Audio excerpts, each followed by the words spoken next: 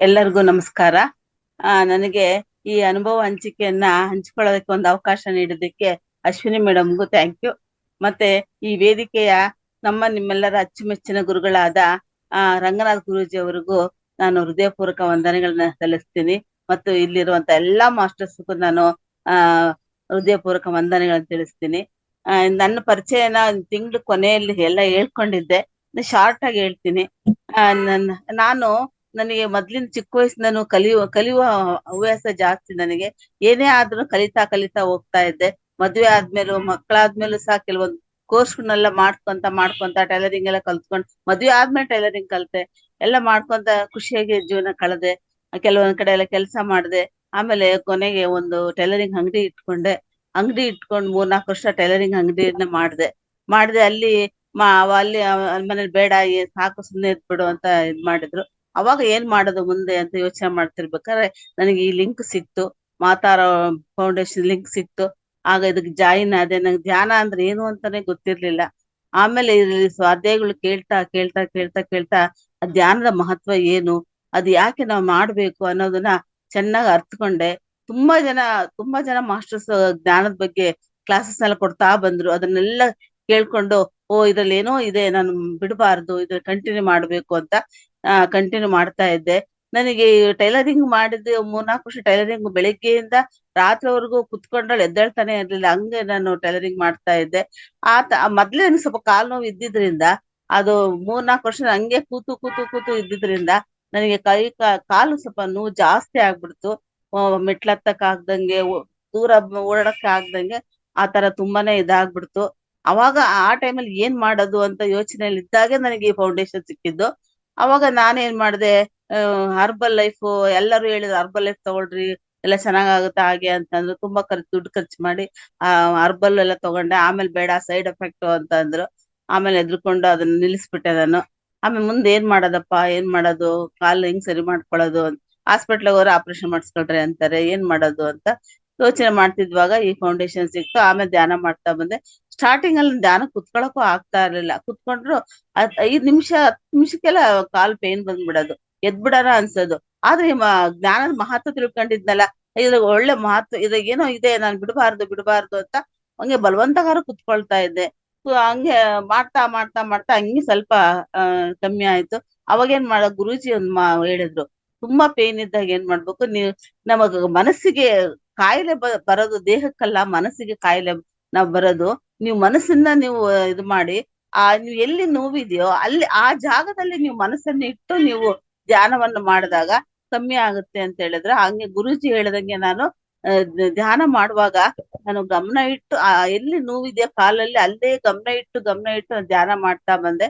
ಬರ್ತಾ ಬರ್ತಾ ಬರ್ತಾ ಬರ್ತಾ ಸ್ವಲ್ಪ ನನಗೆ ಇದು ನೋವು ಕಡಿಮೆ ಆಗಿ, ಧ್ಯಾನಕ್ಕೆ 1 ಅವರ್ 2 ಅವರ್ ಸಂಕಲ್ಪ ಧ್ಯಾನದೆಲ್ಲ ಅಟೆಂಡ್ ಮಾಡ್ತಾ ಇದ್ದೆ. ಆಮೇಲೆ ಸಂಕಲ್ಪ ಧ್ಯಾನದಲ್ಲೂ ಮಾಡಷ್ಟು ನಂಗೆ ಅವಕಾಶ ಆಯ್ತು. ಆಮೇಲೆ ರಾತ್ರಿನೂ ಮಾಡ್ತಾ ಇದ್ದೆ. ಆಮೇಲೆ ಹಂಗೆ ಸ್ವಲ್ಪ ಸರಿ ಹೋಯ್ತು. ಸರಿ ಬಿಡು ಅಂತ ಮತ್ತೆ ಆಮೇಲೆ ಇದ್ರಲ್ಲಿ ಏನ್ ಮಾಡಿದೆ, ನಾನು ಧ್ಯಾನ ಚೆನ್ನಾಗಿದ್ದೆ ಅಲ್ಲಿ, ಇದ್ರಲ್ಲಿ ಮಾಡ್ಬೇಕು ಅಂತ ನಾನು ಮಧ್ಯಾಹ್ನ ಹೊತ್ತುನೇ ಯಾವಾಗಾರು ಒಂದ್ ಟೈಮ್ ಫ್ರೀ ಇದ್ದಾಗ ಧ್ಯಾನ ಮಾಡ್ತೀನಿ. ಅವಾಗ ಒಂದೊಂದು ವಾರದಲ್ಲಿ 2 ಸರಿ 3 ಸರಿ ಧ್ಯಾನ ಮ್ಯೂಸಿಕ್ ಇದು ಕ್ಲಾಸ್ ಆನ್ ಮಾಡ್ಕೊಂಡು ಇಟ್ಕೊಂಡು ನಾನು ಧ್ಯಾನ ಮಾಡ್ತಾ ಇರ್ತೀನಿ. ಮತ್ತೆ ಒಂದೊಂದ್ಸರಿ ಲಕ್ಷ್ಮೀಕಾಂತ್ ಮೇಡಮ್ ಹೇಳ್ಕೊಟ್ಟಿದ್ದ ಧ್ಯಾನ ವಿಡಿಯೋನ ಹಾಕೊಂಡು ಮಾಡ್ತಾ ಇರ್ತೀನಿ. ನನಗೆ ಇದು ಮತ್ತೆ ಸರ್ ಒಂದ್ ಹೇಳಿದ್ರು, ಸೌಂಡ್ ಎಡ್ಜಸ್ ಹೇಳಿದ್ರು. ಯಾವ್ಯಾವ ಕಾಯಿಲೆಗಳಿಗೆ ಯಾವ್ಯಾವ ಸೌಂಡ್ ಎಡ್ಜಸ್ ಹಾಕೊಂಡು ನಾವು ಧ್ಯಾನ ಮಾಡಿದ್ರೆ ಹೀಲಿಂಗ್ ಆಗುತ್ತೆ ಅನ್ನೋದನ್ನ ಒಂದು ಕ್ಲಾಸ್ ಕೊಟ್ಟಿದ್ರು. ಅವ್ರಿಗೆ ಎಲ್ಲಾ ತರ ವಿಷಯ ತಿಳಿಸಿದ್ರು. ಅದ್ರಲ್ಲಿ ನಾನು ಕಾಲಿಗೆ ಸಂಬಂಧಪಟ್ಟಂಗೆ 174 ಎಡ್ಜಸ್ ಅದನ್ನ ಹಾಕೊಂಡು ಮಾಡಿದಾಗ ಅದು ಹೀಲ್ ಆಗುತ್ತೆ ಅಂತ ಹೇಳಿದ್ರು ಗುರೂಜಿ. ಅದಕ್ಕೆ ನಾನು ವಾರದಲ್ಲಿ 2 ಸರಿ 3 ಸರಿ ನಾನು ಆ ಸೌಂಡ್ ಹೆಡ್ಜಸ್ ಅದನ್ನ ಹಾಕೊಂಡ್ಬಿಟ್ಟು ನಾನು ಧ್ಯಾನ ಮಾಡ್ತೀನಿ. ಆ ಮ್ಯೂಸಿಕ್ ಹಾಕೊಂಡು ನಾನು ಧ್ಯಾನ ಮಾಡ್ತೀನಿ. ಅದರಿಂದ ಎಷ್ಟು ನನಗೆ ಹೀಲಿಂಗ್ ಆಗತ್ತೋ ಏನೋ ಒಂಥರ ನನಗೆ ಅನುಭವ ಆಗುತ್ತೆ. ಅದನ್ನ ಒಂದು ವೈಬ್ರೇಷನ್ ಆಗುತ್ತೆ ನನಗೆ. ಅದು ತುಂಬಾ ಚೆನ್ನಾಗಿದೆ ಅನಿಸ್ತು. ಮತ್ತೆ ಇದು ಆ ಕುಂಡಲಿ ಧ್ಯಾನ ಹೇಮಾ ಮೇಡಮ್ ಮಾಡಿಸ್ತಲ್ಲ, ಅದನ್ನು ಮಾಡ್ತಾ ಇರ್ತೀನಿ. ಹೀಗೆ ನಾನು ಧ್ಯಾನವನ್ನ ಇಂಪ್ರೂವ್ ಮಾಡ್ಕೊಂತ ಬರ್ತಾ ಇದ್ದೀನಿ.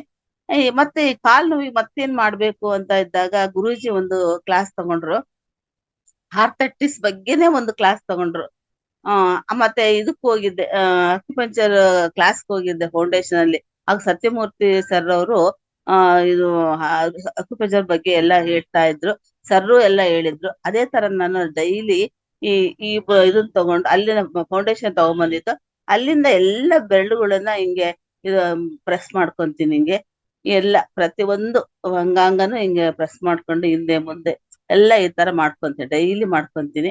ಮತ್ತೆ ಮನೋರಮ ಮೇಡಮ್ ಹೇಳಿದ್ರು, ಅದು ಹಿಂಗೆ ಲೈಟ್ ಆಗಿ ಎಲ್ಲ ಮಾಡ್ಕೊಂಡಾದ್ಮೇಲೆ ಈಗ ಒಂದೊಂದೇ ಪ್ರೆಸ್ ಮಾಡ್ಕೊಂತ ಹೋಗ್ಬೇಕು ಅಂತ ಈ ತರ ಪ್ರೆಸ್ ಮಾಡ್ಕೊಂತ ಬಂದೆ.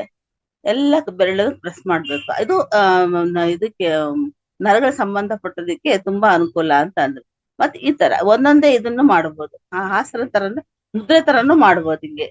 ಹಿಂಗೆ ಈ ತರ ಇದು 15-20 ನಿಮಿಷ ಇದನ್ನು ಮಾಡ್ತಾ ಇರ್ತೀನಿ, ಡೈಲಿ ಮಾಡ್ತಾ ಇರ್ತೀನಿ. ಹಿಂಗೆ ಈ ತರ ತುಂಬಾ ಫೋರ್ಸ್ ಒತ್ತಬಾರ್ದು, ಲೈಟ್ ಆಗಿ ಒತ್ತಬೇಕು. ಈ ತರ ಮನೋರಮ ಹೇಳ್ಕೊಟ್ಟಿದ್ರು, ಮೇಡಮ್ ಹೇಳ್ಕೊಟ್ರು, ಅದನ್ನು ಮಾಡ್ತೀನಿ. ಈ ತರ ಅಕ್ಯುಪಂಚರ್ ಮಾಡ್ತೀನಿ. ಮತ್ತೆ ಇನ್ನೊಂದು ಹೇಳಿದ್ರು ನನಗೆ, ಇದು ರಂಗನಾಥ್ ಗುರೂಜಿ ಹೇಳಿದ್ರು, ಇಲ್ಲಿ ಇದು ಈ ಬೆರಳು, ಉಂಗುರದ ಬೆರಳು, ಈ 2 ಬೆರಳು ಮಧ್ಯೆ 2ನೇ ಗೆರೆ ಇದೆಯಲ್ಲ, ಅದನ್ನ ಜೋರಾಗಿ ಹಿಂಗ್ ಪ್ರೆಸ್ ಮಾಡ್ಬೇಕು. ಹಿಂಗೆ 2ನೇ ಗೆರೆನ ಹಿಂಗೆ ಈ ತರ ಅದನ್ನ ಹೇಳ್ಕೊಟ್ಟಿದ್ರು ಕ್ಲಾಸಲ್ಲಿ. ಹಿಂಗೆ ಅದನ್ನ 15 ನಿಮಿಷ ಮಾಡ್ತೀವಿ. ಈ ಬೆರಳು ಇದು ಮಂಡಿ ನೋವಿಗೆ ತುಂಬಾ ಒಳ್ಳೇದು ಅಂತ ಹೇಳಿದ್ರು. ಅದಕ್ಕೆ ಇದನ್ನ 15 ನಿಮಿಷ ಡೈಲಿ ಮಾಡ್ತೀನಿ ಇದನ್ನ. ಮತ್ತೆ ಇನ್ನೊಂದು ಹೇಳಿದ್ರು, ಈ ಈ ಬೆರಳು ಈ ಬೆರಳು 2 ಮಧ್ಯೆ ಮಾಂಸಖಂಡ ಇರುತ್ತಲ್ಲ, ಅಲ್ಲಿ ಹಿಂಗ್ ಒತ್ತಿ ಇಟ್ಕೋಬೇಕು. ಹಿಂಗೆ ಒತ್ತಿ ಇಡೋದು, ಸಿಂಗ್ ತಗೊಳ್ಳೋದು, ಒತ್ತಿ ಹಿಂಗ್ ಬಿಡೋದು.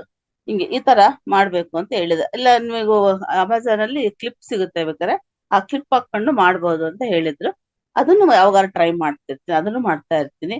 ಮತ್ತೆ ಇಲ್ಲಿಂದ 3 ಬೆರಳು ಬಿಟ್ಟು ಒಂದು ಮಧ್ಯಕ್ಕೆ ಇಲ್ಲಿ ಹಿಂಗೆ ಅಲ್ಲಿ ಪ್ರೆಸ್ ಮಾಡ್ಬೇಕು, ಪ್ರೆಷರ್ ಹಾಕಿ ಪ್ರೆಸ್ ಮಾಡ್ಬೇಕು. ಅದು 15-20 ನಿಮಿಷ ಮಾಡ್ಬೇಕು. ಮತ್ತೆ ಅದೊಂದು ಹೇಳಿದ್ರು. ಮತ್ತೆ ಗುರೂಜಿ ಇನ್ನೊಂದು ಹೇಳಿದ್ರು, ಕಾಲು ನೋವಿಂದ ಜಾಸ್ತಿ ಮಾಡ್ಕೊಂಡಿದ್ದೀನಿ ಮೇಡಮ್ ನಾನು. ಈ ಕಾಲು ರೌಂಡ್ಗೆ ಮಂಡಿ ಹತ್ರ ಸುತ್ತಲೂ 9 ಸರಿ ಹಿಂಗ ಸುತ್ತಲೂ ಹಿಂಗ್ ಸವರ್ಬೇಕು. ಆಮೇಲೆ ಆಂಟಿ ಹಿಂಗೆ ಮತ್ತೆ ತಿರ್ಗಿ ಈ ಕಡೆ ಆಂಟಿ ಇದ್ರಾಗೆ ಮತ್ತೆ 9 ಸರಿ ಹಿಂಗೆ ಇದ್ ಮಾಡ್ಬೇಕು. ಆ ತರ ಮಾಡ್ಕೊಂತ ಇರ್ತೀನಿ. ಮತ್ತೆ ಅಲ್ಲಿಂದ ಮಂಡಿಯಿಂದ 3 ಬೆರಳು ಬಿಟ್ಟು ಅಲ್ಲಿ ಒತ್ತಬೇಕು, ಜೋರಾಗಿ ಒತ್ತಬೇಕು. ಇದು ಮಂಡಿ ನೋವು ಕಮ್ಮಿ ಆಗುತ್ತೆ. ಮತ್ತೆ ಯೋಗಾಸನನು ಮಾಡ್ತೀನಿ ನಾನು.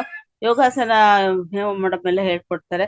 ಈ ಮಂಡಿ ನೋವಿಗೆ ಈ ಕಾಲು ಒತ್ತದು ಬಿಡೋದು, ಬೆರಳುಗಳು ಎಲ್ಲ ಒತ್ತದು, ಹಿಂಗ ಜೋರ ಪ್ರೆಸ್ ಮಾಡೋದು, ಬೆರಳನ್ನ ನೆಲಕ್ಕೆ ಹಿಂಗೆತ್ತದು, ಆ ತರ ಮಾಡ್ತೀನಿ. ಮತ್ತೆ ಇದು ಮಂಡಿನ ಪ್ರೆಷರ್ ಹಾಕಿ ಒತ್ತಿ ಇಟ್ಕೊಳ್ಳೋದು ಬಿಡೋದು. ಇದು ಮತ್ತೆ ಮಲಗಿ ಮಾಡುವ ಆಸನಗಳು, ಮತ್ತು ಕಾಲೆತ್ತಿ ಮಾಡುವ ಆಸನಗಳು, ಇವೆಲ್ಲ ಮಾಡೋದ್ರಿಂದ ಸ್ವಲ್ಪ ಜಾಯಿಂಟ್ ಪೇನ್ ಫ್ರೀ ಅನ್ಸುತ್ತೆ. ಮಾಡ್ತಾ ಇದ್ದಾಗ ಸ್ವಲ್ಪ ಫ್ರೀ ಅನ್ಸುತ್ತೆ. ಅದನ್ನೆಲ್ಲ ಅಳವಡಿಸ್ಕೊಂಡಿದ್ದೀನಿ, ಅದನ್ನು ಮಾಡ್ತೀನಿ. ಧ್ಯಾನದಲ್ಲಿ ಯೋಗಾಸನ ಮತ್ತು ಪ್ರಾಣಾಯಾಮ ಮಾಡ್ತೀನಿ. 2-3 ತರ ಪ್ರಾಣಾಯಾಮನು ಮಾಡ್ತೀನಿ. ಆಮೇಲೆ ಇದು ಕ್ಲಾಪ್ಸ್ ಹಾಕೋದು, ಹಿಂಗೆ 10 ಸರಿ ಹಿಂಗೆ ಈ ಕಡೆ ಈ ಕಡೆ ಈ ಕಡೆ ಈ ಕಡೆ ಹಿಂಗೆ ಮಾಡೋದ್ರಿಂದ ರಕ್ತ ಸಂಚಲನ ಚೆನ್ನಾಗಾಗುತ್ತೆ. ಚೆನ್ನಾಗಾಗುತ್ತೆ. ಅದಕ್ಕೆ ಅದನ್ನು ಯಾವಾಗ ಫ್ರೀಯಾಗಿ ಕುತ್ಕೊಂಡಾಗ ಟಿವಿ ನೋಡ್ಬೇಕಾದ್ರೆ ಏನ್ ಮಾಡ್ತಾರೆ, ಅದನ್ನ ಮಾಡ್ತಾ ಇರ್ತೀನಿ. ಮತ್ತೆ ತುಂಬಾ ಮತ್ತೆ ಇನ್ನೊಂದು, ಈ ಕೈನ ಈಗ ಇದು ಹೆಬ್ಬೆರಳು ತಲೆ ಭಾಗ, ಇದನ್ನ ಜೋರ ಪ್ರೆಸ್ ಮಾಡೋದನ್ನು ಬಹಳ ಇಂಪಾರ್ಟೆಂಟ್. ಪ್ರೆಸ್ ಮಾಡೋದ್ರೆ ಲೈಟ್ ಪ್ರೆಸ್ ಮಾಡೋದಲ್ಲ, ತುಂಬಾ ಜೋರ ಪ್ರೆಸ್ ಮಾಡ್ಬೇಕು. ಅವಾಗ ನಮಗೆ ಆ ಭಾಗದಲ್ಲಿ ನೋವಿದ್ರೆ ಅದು ನಮಗೆ ಇಲ್ಲಿ ನೋವು ಕಾಣಿಸುತ್ತಂತೆ. ಈ ತರ ಇದ್ದಾಗ ಅವಾಗ ನಾವು ಜೋರ ಪ್ರೆಸ್ ಮಾಡಿದಾಗ ನೋವು ಜಾಸ್ತಿ ಇದೆ ಅಂತ ಅಂದಾಗ, ಆ ಭಾಗದಲ್ಲಿ ನೋವಿದೆ ಅಂತ ನಮ್ಗೆ ಅರ್ಥ ಆಗುತ್ತೆ. ಈಗ ಮಾಡೋದ್ರಿಂದ BP, low BP, high BP ಎಲ್ಲ ಕಂಟ್ರೋಲ್ ಬರುತ್ತಂತೆ. ಅದಕ್ಕೆ ಇದು ಯಾವಾಗ ಒತ್ಕೊಂತ ಇರ್ತೀನಿ. ಆಮೇಲೆ ನೆಕ್ಸ್ಟ್ ಇದು ಈ ನಮ್ಗೆ ಈ ಬೆರಳುಗಳೆಲ್ಲ ಮಧ್ಯ ಬೆರಳಿಗೆ ಒತ್ಕೊಂತ ಹೋಗ್ಬೇಕು. ಹಿಂಗೆ ಜೋರಾಗಂದ್ರೆ ಎಷ್ಟು ಜೋರಾಗಂದ್ರೆ ಅಷ್ಟು ಜೋರಾಗಿ ಒತ್ತಬೇಕು. ಸತ್ಯಮೂರ್ತಿ ಸರ್ ಒತ್ತುತ್ತಾರೆ, ಒತ್ತು ಬಿಟ್ರೆ ಹಂಗೆ ಪ್ರಾಣ ಹೋಗ್ಬಿಡುತ್ತೆ, ಅಷ್ಟು ನೋವಾಗುತ್ತೆ. ಅಷ್ಟು ಜೋರ ಒತ್ಕೊಂಡಾಗ ನಮಗೆ ಗೊತ್ತಾಗತ್ತಂತೆ, ಈ ಜಾಗದಲ್ಲಿ ನೋವಿದೆ, ಈ ಜಾಗದಲ್ಲಿ ನೋವಿದೆ ಅಂದ್ರೆ ಮಂಡಿ ನೋವಿದೆ ಅಂತ ಅರ್ಥ. ಅವಾಗ ಏನ್ ಮಾಡ್ಬೇಕು ನಾವು, ಒಂದು ಟೇಪ್ ಬರುತ್ತೆ, ಈ ಟೇಪು ಮೆಂತ್ಯ ಕಾಳು, ಈ ತರ ಮೆಂತ್ಯ ಕಾಳು ಇರುತ್ತಲ್ಲ, ಮೆಂತ್ಯ ಕಾಳು ಹಿಂಗೆ ಇದನ್ನ ಟೇಪಿನ ಮೇಲೆ ಇಡೋದು ಹಿಂಗೆ ಮೆಂತೆ ಕಾಳು ಇಟ್ಬಿಟ್ಟು ಅದನ್ನ ಇದು ಬೆರಳಿಗೆ ಸುತ್ತ ಎಲ್ಲಿ ಯಾವ ಬೆರಳು ನೋವಿದೆಯೋ ಆ ಬೆರಳಿಗೆ ಸುತ್ತಬೇಕು, ಟೈಟ್ ಸುತ್ತಬೇಕು. ಸುತ್ತಬಿಟ್ಟು ನೈಟ್ ಹಾಕೊಂಡ್ರೆ ಒಳ್ಳೆ. ಬೆಳಿಗ್ಗೆ ಕೆಲಸ ಮಾಡ್ತಾ ಇರ್ತೀವಲ್ಲ, ನೀರೆಲ್ಲ ಸಿಡಿಯುತ್ತೆ ಅಂತ ಬೆಳಿಗ್ಗೆ ಹೊತ್ತು ಹಾಕಲ್ಲ. ಕೆಲಸ ಎಲ್ಲ ಮುಗಿದ್ಮೇಲೆ ನೀವು ಯಾವಾಗಾದ್ರೂ ಹಾಕೋಬಹುದು. ಮಂಡಿ ನೋವು ತುಂಬಾ ಒಳ್ಳೇದದು. ಇದು ಸೀಡ್ ಥೆರಪಿ ಅಂತ, ಅದು ಸೀಡ್ ಥೆರಪಿ ಅಂತ. ನೀವು ಹೆಸರು ಕಾಳು ಆಮೇಲೆ ಮೆಂತ್ಯ ಬಟಾಣಿ ಯಾವ್ದಾರು ಹಾಕೋಬಹುದು. ಹಾಕೊಂಡ್ ಟೈಟ್ ಹಾಕೊಂಡ್ ಬಿಟ್ಬಿಟ್ರೆ ಸ್ವಲ್ಪ ನೋವು ರಿಲೀಸ್ ಆಗುತ್ತೆ ನೋವು. ಅದನ್ನ ಮಾಡ್ಕೋಬಹುದು. ಮತ್ತೆ ಕೊಬ್ಬರಿ ಎಣ್ಣೆ, ದಿನ ಕೊಬ್ಬರಿ ಎಣ್ಣೆನ ಇದು ಬೆಳಿಗ್ಗೆ ಎದ್ದ ತಕ್ಷಣ ಹಾಳು ಹೊಟ್ಟೆಗೆ ಕೊಬ್ಬರಿ ಎಣ್ಣೆ ಸೇವನೆ ಮಾಡ್ಬೇಕು. ಅದನ್ನ ನಾನು ಮಾಡ್ತೀನಿ. ಮತ್ತೆ ಕೊಬ್ಬರಿ ಎಣ್ಣೆನಾಗೆ ಕರ್ಪೂರ ಹಾಕಿ ಚೆನ್ನಾಗಿ ಬಾಯ್ಲ್ ಮಾಡಿ ಅದನ್ನ ಮಂಡಿಗೆ ಸವರ್ತಾ ಇದ್ರೆ ಅದೊಂಥರ ರಿಲೀಫ್ ಅನ್ಸುತ್ತೆ. ಅದನ್ನು ಎಲ್ಲ ಫೌಂಡೇಶನ್ ಹೇಳಿದ್ದೆ ನಾನು ಮಾಡ್ತಾ ಇರೋದು. ಅದನ್ನ ಮಾಡ್ತಾ ಇದ್ದೀನಿ. ಅದನ್ನು ಮಾಡ್ತೀನಿ. ಮತ್ತೆ ನೀರ್ ಕುಡಿಯೋದು, ಬರೀ ನೀರನ್ನ ಕುಡಿಯಲ್ಲ, ನೀರ್ ಹೆಚ್ಚಾಗಿ ಕುಡಿತೀನಿ.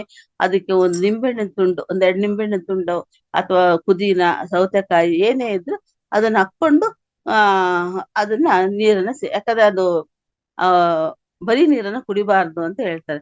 ಆಲ್ಕಲೈನ್ ನೀರೇ ಕುಡಿಬೇಕು ಅಂತ. ಅದಕ್ಕೆ ಯಾವಾಗ ಏನಿಲ್ಲ ಅಂದ್ರೆ ನಿಂಬೆಹಣ್ಣು 2 ತುಂಡು ನಿಂಬೆಹಣ್ಣು ಹಾಕೊಂಡು ನಾನು ನಿತ್ಯ ನೀರನ್ನ ಕುಡಿತಾ ಇರ್ತೀನಿ. ಮತ್ತೆ ಈ ನಾನು ಡಯಟ್ ಗುರೂಜಿ ಹೇಳ್ದಂಗೆ ಡಯಟ್ ಕಂಟ್ರೋಲ್ ಮಾಡ್ತಾ ಇದ್ದೀನಿ. ಏನಂದ್ರೆ ಬೆಳಿಗ್ಗೆ ಹೊತ್ತು ಬರೀ ಹಣ್ಣುಗಳು ತಿನ್ನೋದು. ಅದನ್ನ ಹಣ್ಣುಗಳು ಈಗ ತೂಕ ಕಮ್ಮಿ ಆದಾಗಲ್ಲ ಸ್ವಲ್ಪ ಮಂಡಿನೂ ಕಮ್ಮಿ ಆಗುತ್ತೆ. ಅದು ತುಂಬಾ ಒಳ್ಳೇದು ಅಂತ ಹೇಳಿದ್ರು. ಅದಕ್ಕೆ ಅದನ್ನು ಫಾಲೋ ಮಾಡ್ತಾ ಇದ್ದೀನಿ. ಬೆಳಿಗ್ಗೆ ಹೊತ್ತು ಬರೀ ಹಣ್ಣುಗಳು ತಿಂತೀನಿ. ಮಧ್ಯಾಹ್ನ ಹೊತ್ತು ತರಕಾರಿ, ನಾವು ಎಷ್ಟು ತೂಕ ಇದೀವೋ ಅಷ್ಟು ತೂಕದ 10 ಪಟ್ಟು ತರಕಾರಿ. ನಾವೆಷ್ಟು ತೂಕ ಇದೀವೋ ಅದು 10 ಪಟ್ಟು ತರಕಾರಿನ ನಾವು ತಗೋಬೇಕು ಡೈಲಿ. ಸುಮ್ನೆ ಏನೋ ತಗೊಂಡ್ವಿ, ಸ್ವಲ್ಪ ತರಕಾರಿ ತಗೊಂಡ್ವಿ ಅಂತ ಆತರ ಅಲ್ವಂತೆ. 10 ಪಟ್ಟು ಅಷ್ಟು ತರಕಾರಿಯನ್ನ, ಕ್ಯಾರೆಟ್ ಆಮೇಲೆ ಸೌತೆಕಾಯಿ, ನಿಮಗೆ ಯಾವ್ದು ತರಕಾರಿ ಬೇಕೋ ಒಂದು 5 ತರಕಾರಿನ ತಗೊಂಡು ಸೌತೆಕಾಯಿ ಎಲ್ಲದೂ ಹೆಚ್ಕೊಂಡ್ಬಿಟ್ಟು ಒಂದು ಪ್ಲೇಟ್ ಫುಲ್ಲು ತರಕಾರಿ ತಿನ್ಬೇಕು. ಫಸ್ಟಿಗೆ ತರಕಾರಿ ತಿನ್ಬೇಕು, ಊಟ ಮಾಡಬಾರ್ದು. ಫಸ್ಟಿಗೆ 10 ಪಟ್ಟರಷ್ಟು ತರಕಾರಿ, ಒಂದಿಷ್ಟು ಎಷ್ಟು ಕೆಜಿ ಇದೀವೋ ಅಷ್ಟು ನೋಡ್ಕೊಂಡು ಸ್ವಲ್ಪ ಜಾಸ್ತಿ ತರಕಾರಿ ತಿನ್ಬೇಕು. ಆಮೇಲೆ ಬೇಯಿಸಿದ ಆಹಾರ ಸ್ವಲ್ಪ ತಗೋಬೇಕು, ಯಾವ್ದೇ ಆದ್ರೂ ಪರವಾಗಿಲ್ಲ, ಬೇಯಿಸಿದ ಆಹಾರ. ಆಮೇಲೆ 1 ಲೋಟ ಮಜ್ಜಿಗೆಗೆ ನಾನು ಅಗಸೆ ಬೀಜದನ್ನ ಹಾಗೆ ಪುಡಿ ಮಾಡಿ ಸ್ವಲ್ಪ ಹಾಕೊಂಡು ಮಜ್ಜಿಗೆನ ಕುಡಿತೀನಿ. ನಂಗೆ ಅಲ್ಲಿಗೆ ಹೊಟ್ಟೆ ತುಂಬಿಡುತ್ತೆ. ಇಷ್ಟು ತರಕಾರಿ, ಸ್ವಲ್ಪ ಬೇಯಿಸಿದ ಆಹಾರ, ಮಜ್ಜಿಗೆ ಕುಡಿದ್ರೆ ಹೊಟ್ಟೆ ಫುಲ್ ಆಗ್ಬಿಡುತ್ತೆ ಮಧ್ಯಾಹ್ನಕ್ಕೆ. ಸರಿ, ಮತ್ತೆ ಏನೂ ತಿನ್ನಲ್ಲ. ಆಮೇಲೆ ಸಾಯಂಕಾಲ ಇದ್ರೆ ಒಂದು 5 ಗಂಟೆಗೆ ಮೊಳಕೆ ಕಾಳು, ಆಮೇಲೆ ಅಂದ್ರೆ ಹಸಿ ಕೊಬ್ಬರಿ, ಮನೆ ಕೊಬ್ಬರಿ ಇದ್ದೇ ಇರುತ್ತೆ, ಆ ಕೊಬ್ಬರಿ ತಿಂತಾ ಇರ್ತೀನಿ. ಆಮೇಲೆ ಶೇಂಗಾ ಇಲ್ಲ ಕಾಳುಗಳಿದ್ರೆ ಕಾಳುಗಳು ತಿನ್ನೋದು, ಈ ತರ ಮಾಡ್ತೀನಿ. ಮತ್ತೆ ರಾತ್ರಿ ಲಘು ಆಹಾರ, ಲೈಟ್ ಏನಾರ 2 ರೊಟ್ಟಿ ಇದ್ರೆ 2 ರೊಟ್ಟಿ, ಇಷ್ಟೇ ಅನ್ನ, ಸ್ವಲ್ಪ ಲಿಮಿಟ್ ಆಗಿ ತಿಂತೀನಿ. ತಿಂದಾದ್ಮೇಲೆ ಮತ್ತೆ ಯಾವ್ದೇ ಕಾರಣಕ್ಕೂ ಏನು ತಿನ್ನಲ್ಲ, ಯಾವ ತಿಂಡಿ ತಿನ್ನಲ್ಲ. ಮತ್ತೆ ಬೆಳಿಗ್ಗೆ 10 ಗುರೂಜಿ ಹೇಳಿದ್ರು, ಬೆಳಿಗ್ಗೆ 10 ಗಂಟೆವರೆಗೂ ಯಾವ ಆಹಾರನೂ ಸೇವಿಸಬಾರ್ದು. ನೀವು ಹಂಗೆ ಸೇವಿಸದೇ ಇದ್ರೆ ನಿಮ್ಮ ಬಾಡಿನೇ ಇದು ಅಜೀರ್ಣ ಒಳಗಿರೋ ಕೊಬ್ಬನ್ನ ಅದು ಕರಗಿಸ್ತಾವೋ, ಅದನ್ನೇ ಆಹಾರವಾಗಿ ಅದು ತಯಾರು ಮಾಡ್ಕೊಳತ್ತಂತೆ. ನಾವು ಗ್ಯಾಪ್ ಬಿಟ್ಟಾಗ ನಮ್ಮಲ್ಲಿರೋ ಕೊಬ್ಬನ್ನೇ ಅದನ್ನ ತಗೊಂಡ್ಬಿಟ್ಟು ಅದು ಜೀರ್ಣ ಮಾಡ್ಕೊಳತ್ತಂತೆ. ಹಂಗಾಗಿ ನೀವು 10 ಗಂಟೆವರೆಗೂ ಏನು ಸೇವಿಸ್ಬೇಡ್ರಿ ಅಂತ ಹೇಳಿದ್ರು. ಅದಕ್ಕೆ 10 ಗಂಟೆವರೆಗೂ ನಾನು ಏನು ತಗೊಳಲ್ಲ, ತಿಂಡಿ ಏನು ತಗೊಳಲ್ಲ. ಅದ್ ತಗೊಂಡು 10 ಗಂಟೆ ಆದ್ಮೇಲೆ ಸ್ವಲ್ಪ ಬಿಸಿನೀರು ಕುಡಿತೀನಿ. ಮತ್ತೆ ಕೆಲವು ಕಷಾಯಗಳು ಮಾಡ್ಕೊಂಡು ಕುಡಿತೀನಿ. ಬೂದ್ಗುಂಬಳಕಾಯಿ ಜ್ಯೂಸ್ ಮಾಡ್ಕೊಂಡು ಕುಡಿತೀನಿ, ಬೂದ್ಗುಂಬಳಕಾಯಿ ಜ್ಯೂಸು, ಆಮೇಲೆ ನೆಲ್ಲಿಕಾಯಿ ಜ್ಯೂಸು, ಒಂದೊಂದ್ ದಿವಸ ಒಂದು ABC ಜ್ಯೂಸು, ಒಂದು 5 ತರ ತರಕಾರಿ ಜ್ಯೂಸು, ಈ ತರ ಯಾವ್ದಾರ ಒಂದು ಕುಡಿತೀನಿ. ಮತ್ತೆ ತಿಂಡಿ ಏನ್ ತಿನ್ನಲ್ಲ. ಅದೇನ್ ತಿಂಡಿ ಮಾಡಿದ್ರೆ ಅದ್ ಹಂಗೆ ಇಟ್ಕೊಂತೀನಿ. ಮಧ್ಯಾಹ್ನಕ್ಕೆ ತಿಂತೀನಿ. ಮಧ್ಯಾಹ್ನ ಬೇಯಿಸಿದ ಆಹಾರ ತಿನ್ಬೇಕಲ್ಲ, ಅವಾಗ ಅದ್ರ ಜೊತೆಗೆ ತಿಂತೀನಿ. ಈ ತರ ಅದನ್ನು ಫಾಲೋ ಮಾಡ್ತಾ ಇದ್ದೀನಿ. ಮತ್ತೆ ಇಷ್ಟೆಲ್ಲ ಅಕ್ಯುಪಂಕ್ಚರ್ ಮತ್ತೆ ಊಟದಿಂದ ನಾನು ಮಾಡ್ತಾ ಇದ್ದೀನಿ. ಮತ್ತ ಇಷ್ಟೆಲ್ಲ ಆದ್ಮೇಲೆ ನೆಕ್ಸ್ಟ್ ಇದಾದ್ಮೇಲೆ ಕಲರ್ ಥೆರಪಿ ಮಾಡ್ಕೊಂತೀನಿ. ಮತ್ತೆ ಕಲರ್ ಥೆರಪಿಯಲ್ಲಿ ನಾನು ನಮ್ಮ ಫ್ರೆಂಡ್ ಇಂದ ಒಂದು ಕಲರ್ ಥೆರಪಿ ಇದು ಬುಕ್ ಸಿಕ್ತು. ಆ ಬುಕ್ಕನ್ನ ನಾನು ಜೆರಾಕ್ಸ್ ಮಾಡಿ ಇಟ್ಕೊಂಡಿದ್ದೀನಿ. ಆ ಬುಕ್ಕನ್ನ ಫುಲ್ಲು ಜೆರಾಕ್ಸ್ ಮಾಡಿ ಇಟ್ಕೊಂಡಿದ್ದೀನಿ. ನನಗೇನು ಪ್ರಾಬ್ಲಮ್ ಆದ್ರೂ ಅದ್ರಲ್ಲಿ ನೋಡ್ಕೊಂಡು ನಾನು ಕಲರ್ ಥೆರಪಿ ಮಾಡ್ಕೊಳ್ತೀನಿ. ಮಂಡಿ ನೋವಿಗೆ ನಾನು ಮಾಡ್ಕೊಳ್ಳೋದಂದ್ರೆ ಇದು ಫಸ್ಟ್ ಬನ್ನು ಇದು ಇದು ಮಾಡ್ಕೊಳ್ತೀನಿ. ಇಲ್ಲಿ ನೋಡಿ, ಇಲ್ಲಿ ಬ್ಲೂ 3 ಬೆರಳಿಗೆ ಬ್ಲೂ ಹಾಕ್ಬೇಕು, 2 ಬೆರಳಿಗೆ ಬ್ಲೂ ಹಾಕ್ಬೇಕು, ಈ ಕಡೆ 2 ಬೆರಳಿಗೂ ಬ್ಲೂ ಹಾಕ್ಬೇಕು, ಒಂದಕ್ಕೆ ಮಾತ್ರ ಎಲ್ಲೋ ಹಾಕ್ಬೇಕು. ಮೇಲಕ್ಕೆ ಬ್ಲಾಕ್ ಅಲ್ಲಿ ಬರಿಬೇಕು, ಗೆರೆ ಎಳೆಯಬೇಕು. ಅದು ಮಂಡಿ ನೋವಿಗೆ ತುಂಬಾ ಒಳ್ಳೆಯದು ಅಂತ ಅದು ಒಂದು. ಮತ್ತೆ ಇನ್ನೊಂದು ಕೈ ಹತ್ರ ಹಿಂಗ್ ಹಾಕೊಳ್ಳೋದು. ಫಸ್ಟಿಗೆ ಬ್ಲಾಕ್, ಆಮೇಲೆ ಎಲ್ಲೋ 2 ಕೈಗೆ ಹಾಕೊಳ್ಳೋದು. ಇದು ಮಂಡಿ ನೋವಿಗೆ. ಈ ತರ ಇದನ್ನ ನೋಡ್ಕೊಂಡು ನನ್ನ ಕಲರ್ ಥೆರಪಿ ಪೆನ್ ಇಟ್ಕೊಂಡಿದೀನಿ. ಹಿಂಗೆ ಇದು ಬ್ಲೂ ಹಾಕೊಂಡು, ಆಮೇಲೆ ಬ್ಲಾಕ್ ಹಾಕೊಂಡು, ಕೊನೆಗೆ ಎಲ್ಲೋ ಹಾಕೋಬೇಕು. ಈ ಕಲರ್ಸ್ ಥೆರಪಿ ಮಾಡ್ತೀನಿ. ಬೇರೆ ಏನೇ ಇದ್ರು ಇದು ಕಲರ್ಸ್ ಥೆರಪಿ ನೋಡ್ಕೊಂಡು, ಅದಕ್ಕೆ ನಾನು ಜೆರಾಕ್ಸ್ ಇಟ್ಕೊಂಡಿದೀನಿ. ಏನಾದ್ರೂ ಅದ್ ನೋಡ್ಕೊಂಡು ಮಾಡ್ತೀನಿ. ಮತ್ತೆ ಪೆನ್ನಿನ ಬಾಕ್ಸ್ ಇಟ್ಕೊಂಡಿದೀನಿ. ಏನಾದ್ರು ನೋಡ್ಕೊಂಡು ಮಾಡ್ತೀನಿ. ಇಷ್ಟು ನಾನು ಮಾಡ್ತೀನಿ. ಆಮೇಲೆ ನೆಕ್ಸ್ಟ್ ಮುದ್ರೆಗಳು ಮಾಡ್ತೀನಿ. ಮುದ್ರೆಗಳು ಒಂದು ಬುಕ್ ಇಟ್ಕೊಂಡಿದ್ದೀನಿ. ಫೌಂಡೇಶನ್ ಹೋದಾಗೆಲ್ಲ ಬುಕ್ಸ್ ತಗೊಂಡ್ಬರ್ತೀನಿ. ಇದು ಯಾಕಂದ್ರೆ ತಪ್ಪು ಮಾಡ್ಬಾರ್ದಲ್ವಾ, ಈ ಮುದ್ರೆಗಳು ತಪ್ಪು ಮಾಡ್ಬಾರ್ದು ಅಂತ ಗುರೂಜಿ ಹೇಳಿದ ಮುದ್ರೆಗಳನ್ನೆಲ್ಲ ಇದ್ರಲ್ಲಿ ನೋಡ್ಕೊಂಡು ನಾನು ಅದು ಫಾಲೋ ಮಾಡಿ ನಾನು ಕರೆಕ್ಟ್ ಆಗಿ ಮಾಡಕ್ಕೆ ಪ್ರಯತ್ನ ಮಾಡ್ತೀನಿ. ಅದಕ್ಕೆ ಇದು ಯೋಗ ಮುದ್ರೆ ಬುಕ್ ಒಂದು ಇಟ್ಕೊಂಡಿದ್ದೀನಿ. ಇದನ್ನ ಫಾಲೋ ಮಾಡ್ತೀನಿ. ಮತ್ತೆ ಒಂದು ಗುರೂಜಿ ಅವರು ಒಂದು ಕ್ಲಾಸೇ ತಗೊಂಡಿದ್ರು. ಅದು ಜಾಯಿಂಟ್ ಪೇನ್ ಬಗ್ಗೆ ಒಂದು ಕ್ಲಾಸ್ ತಗೊಂಡಿದ್ರು. ಅದರಲ್ಲಿ ಅವರು ಹೇಳಿದ್ರು, ನೀವು ಯಾವ್ದನ್ನು ಮಾಡೋದ್ ಬೇಡ, ಈ 3 ಆಸನಗಳು, ಈ 3 ಮುದ್ರೆಗಳನ್ನ ಮಾಡಿದ್ರೆ ಸಾಕು, ನಿಮ್ಗೆ ಆರೋಗ್ಯ ತುಂಬಾ ಸುಧಾರಿಸುತ್ತೆ, ಮಂಡಿ ನೋವು ಕಮ್ಮಿ ಆಗುತ್ತೆ ಅಂತ ಒಂದು ಕ್ಲಾಸ್ ತಗೊಂಡಿದ್ರು. ಅದನ್ನ ನಾನ್ ಫಾಲೋ ಮಾಡ್ತಾ ಇದ್ದೀನಿ. ಅದೇನಂದ್ರೆ ಫಸ್ಟ್ ಜಾಯಿಂಟ್ ಮುದ್ರಾ ಅಥವಾ ಕೀಲು ಮುದ್ರಾ ಅಥವಾ ಸಂಧಿ ಮುದ್ರಾ ಅಂತ, ಅದು ಒಂದು ಮುದ್ರಾ. ಆ ಮುದ್ರಾನ ಹೆಂಗ್ ಮಾಡೋದು ಅಂತ ತೋರಿಸ್ತೀನಿ. ಹಿಂಗೆ ನೋಡ್ರಿ, ಜಾಯಿಂಟ್ ಮಂಡಿ ನೋವು ಇರೋರು, ಕೀನ್ ಪೇನ್ ಇರೋರು, ವಾತ ಇರೋರು, ವಾಯು ಇರೋರು ಎಲ್ಲರೂ ಮಾಡ್ಬೋದು.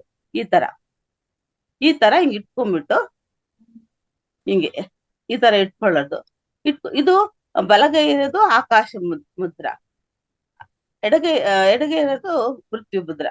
ಈ ತರ ಹಿಂಗ್ ಹಾಕೊಂಡ್ಬಿಟ್ಟು ಅದನ್ನ ತೊಡೆ ಮೇಲೆ ಇಟ್ಕೋಬೇಕು. ತೊಡೆ ಮೇಲೆ ಇಟ್ಕೊಂಡು 15ರಿಂದ 20 ನಿಮಿಷ ಹಿಂಗ್ ಇಟ್ಕೊಂಡು ಕುತ್ಕೋಬೇಕು. ನಾವ್ ಏನೇ ಕೆಲಸ ಮಾಡ್ಬೇಕಾದ್ರೆ ನಾವು ಸುಮ್ನೆ ಹಿಂಗ್ ಇಟ್ಕೊಂಡು ಕುತ್ಕೊಂಡು ನಾವು ಮಾಡ್ಬೋದು. ಫ್ರೀ ಇದ್ದಾಗ ಹಿಂಗ್ ಮಾಡ್ತೀನಿ. 15-20 ನಿಮಿಷ ಮಾಡ್ತೀನಿ.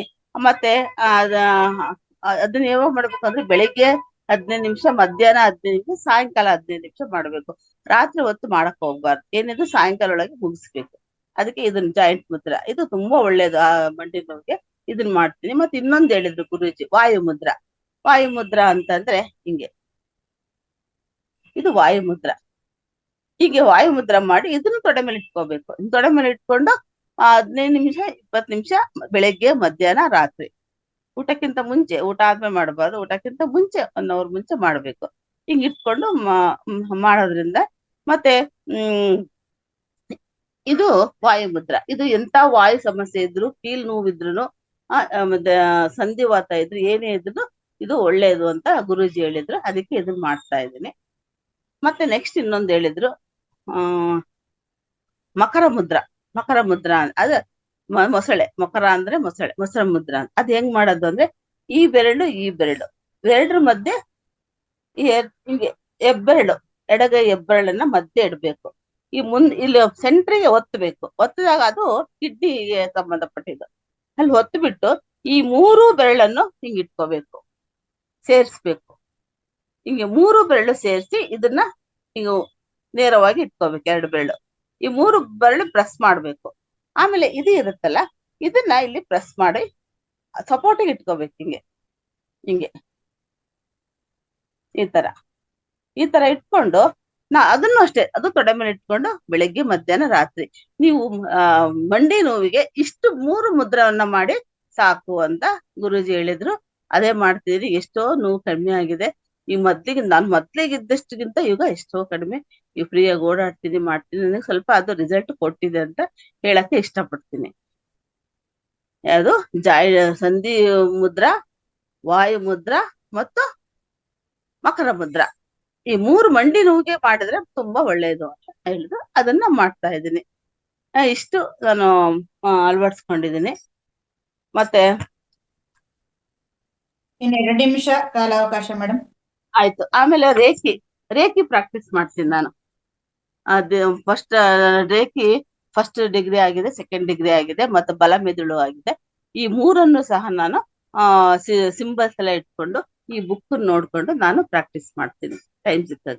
ಇಷ್ಟು ನನ್ನ ದಿನ ನಾನು ಪ್ರಾಕ್ಟೀಸ್ ಮಾಡಿ ನನ್ನ ಜೀವನವನ್ನ ಉತ್ತಮಗೊಳಿಸ್ಕೊಂಡಿದ್ದೀನಿ.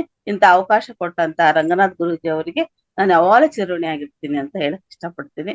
ಈ ಅವಕಾಶ ಕೊಟ್ಟ ಅಶ್ವಿನಿ ಮೇಡಮ್ ಅವ್ರಿಗೂ ಧನ್ಯವಾದಗಳು. ಎಲ್ಲ ಆಲ್ ಮಾಸ್ಟರ್ಸ್ಗೆ ಧನ್ಯವಾದಗಳು.